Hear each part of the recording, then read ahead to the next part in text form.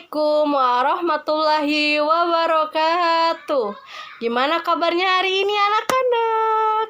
Alhamdulillah, luar biasa. Allahu Akbar. Tetap jaga kesehatan kita ya, agar kita terlindung dari pandemi COVID-19 ini. Jangan lupa pakai masker, cuci tangan, jaga jarak, jangan keluar rumah dulu ya. Kalau belajar di rumah aja, oke? Kita ketemu lagi di pembelajaran daring. Sedih ya anak-anak, kita belum bisa sekolah secara langsung, tapi nggak apa-apa, kita tetap belajar di rumah aja demi kebaikan kita semua, dan semoga pandemi ini cepat berakhir. Ayo kita doakan bareng-bareng, tetap ya, nggak boleh keluar rumah, di rumah aja.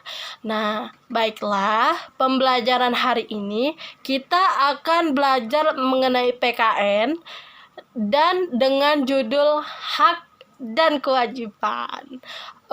Teman-teman pasti sudah belajar dong di kelas sebelumnya, di kelas 3. Apa itu hak dan apa itu kewajiban. Tapi nggak apa-apa, Ibu bakal jelaskan kembali apa itu hak dan apa itu kewajiban. Langsung kita masuk, yang pertama adalah pengertian hak. Ibu, apa sih pengertian hak?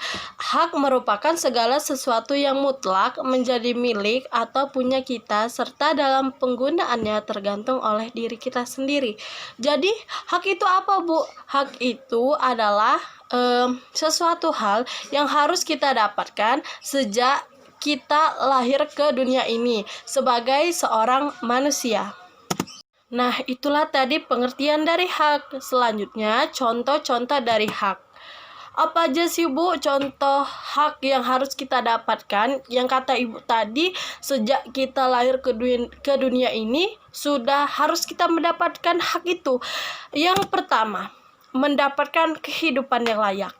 Kenapa yang pertama, Bu, mendapatkan kehidupan yang layak? Iya, karena dari awal lingkungan terdekat kita adalah orang tua dan keluarga. Maka dari itu, kita harus mendapatkan kehidupan yang layak dari mereka sebagai tanggung jawab sebelum kita berusia dewasa. Bu, kenapa sih, Bu, kita harus mendapatkan kehidupan yang layak?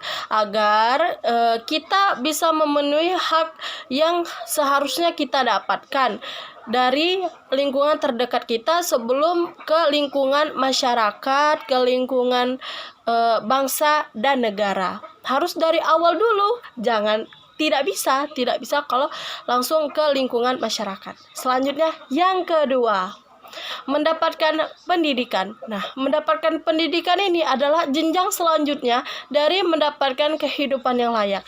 Mendapatkan pendidikan seperti kita sedang mendapatkan pendidikan juga difasilitasi oleh pemerintah, karena pemerintah memiliki peran yang penting dalam memberikan hak warga negaranya. Seperti kita sedang menjalankan pendidikan di usia sekolah dasar. Setelah ini akan ada sekolah menengah pertama, selanjutnya sekolah menengah atas. Nah, itulah yang dinamakan hak mendapatkan pendidikan. Kita wajib mendapatkan pendidikan 12 tahun. Nah, selanjutnya kita akan yang ketiga.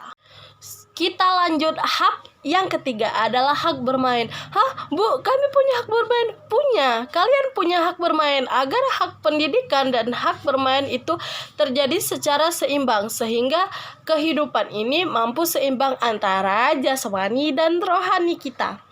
Selanjutnya, lanjut ke yang keempat. Apa sih, Bu, yang keempat setelah bermain?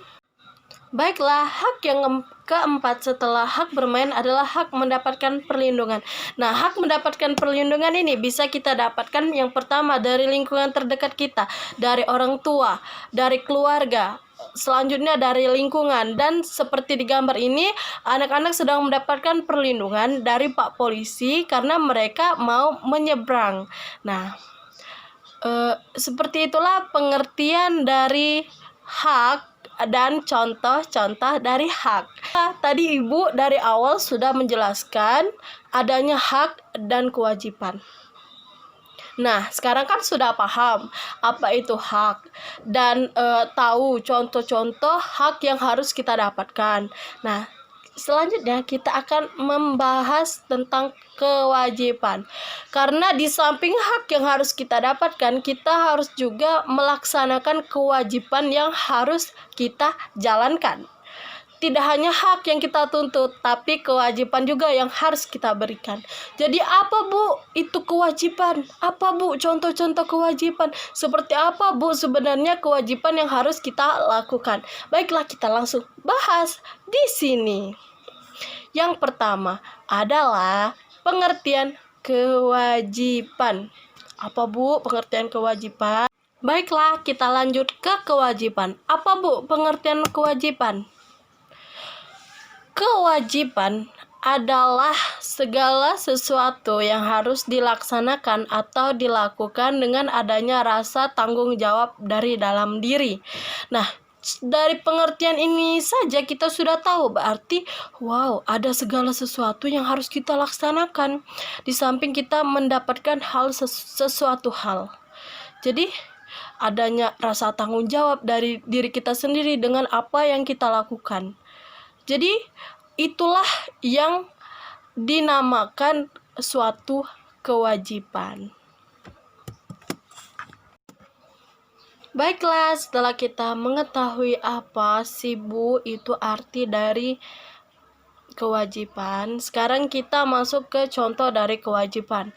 Contoh dari kewajiban yang pertama adalah toleransi. Ibu, kenapa sih Bu toleransi yang pertama?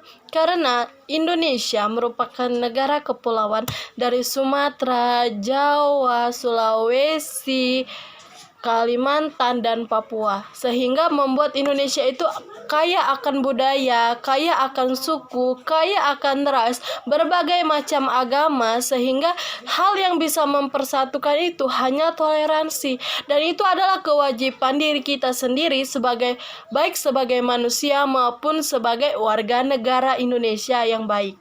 Karena tanpa adanya toleransi ini, kita akan mudah untuk terpecah belah. Kita akan mudah untuk musuh memusuhi. Beda sedikit, sudah kita nggak usah berteman dengan dia. Atau beda warna kulit, kita nggak usah berteman sama dia. Itu tidak boleh ya. Kita harus menanamkan dari dalam diri kita yang namanya toleransi.